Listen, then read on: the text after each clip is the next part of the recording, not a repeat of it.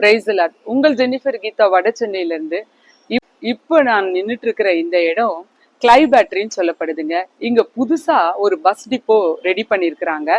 இந்த bus depot வந்து நம்மள பிராட்வேல இருக்கிற பஸ் ஸ்டாண்டு, அதாவது பூக்கடை போலீஸ் ஸ்டேஷன் சொல்லுவாங்க, அந்த இடத்துல இருக்கிற பஸ் டிப்போவை இங்க கொண்டு வர போறதா சொல்றாங்க. ஆனா இதே இடம் கொஞ்ச நாளைக்கு முன்னாடி பார்த்திருந்தீங்கன்னா பராமரிப்பு சரியா இல்லாம ரொம்ப மோசமான நிலைமையில இருக்கும். இங்க யாரும் அவ்வளவா கடந்து வர மாட்டாங்க. ஆனா இன்னைக்கு அதே இடம் இவ்வளவு அழகா ரெடி ஆனதை பார்க்கக்குள்ள எனக்கு ரொம்பவே ஆச்சரியமா இருக்கு.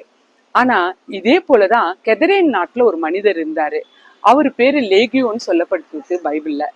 அவரு 2000க்கு அதிகமான பிசாசுகள் அவருக்குள்ள இருந்ததுனால கல்லறையில மனிதர்களுக்கு விலகி அவர் அங்க வாழ்ந்ததா போட்டிருக்கு. தன்னைத்தானே கீறி காயப்படுத்திக்குவாராம். அவரை இயேசு கிறிஸ்து ஒரு முறை பார்த்து அவருக்கு விடுதலை கொடுக்கிறாரு. அந்த 2000க்கு அதிகமான பிசாசுகள் அவரை விட்டு விலகிடுச்சான். அது நிமித்தமா அந்த மனிதர் சுகம் கிடைத்த உடனே இயேசு கிறிஸ்து பின்தொடர்ந்து போறாரு. அதுக்கு இயேசு கிறிஸ்து சொல்றாரு, நீ ஏன் பின்னாடி வராம உன்னோட வீட்டுக்கு திரும்பி போய் நீ இருக்கிற அந்த சொந்த இடத்துல உன்னுடைய ஊர் மக்களுக்கு தேவனுடைய அற்புத காரியங்களை எடுத்து சொல்லுன்னு சொல்றாரு. அவரும் அதே போல ஒரே நாள்ல பாருங்க, பிசாசு பிடித்து கொண்டிருந்த பிசாசு பிடியில இருந்த மனிதன் தேவனுக்கு ஊழியம் செய்கிற சுவிசேஷகரா மாறிட்டாரு.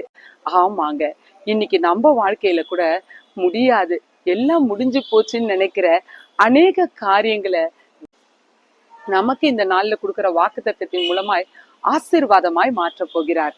ஏசாயா 43ஆம் அதிகாரம் 19ஆம் வசனம் சொல்லுது, இதோ நான் புதிய காரியத்தை செய்கிறேன், இப்பொழுதே அது தோன்றும்.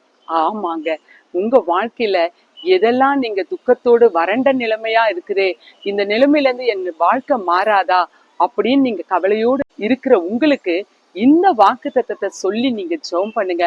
நிச்சயமா தேவன் உங்கள் வாழ்க்கையில புதிய காரியங்களை செய்து உங்களை ஆசீர்வதிப்பார். God bless you all.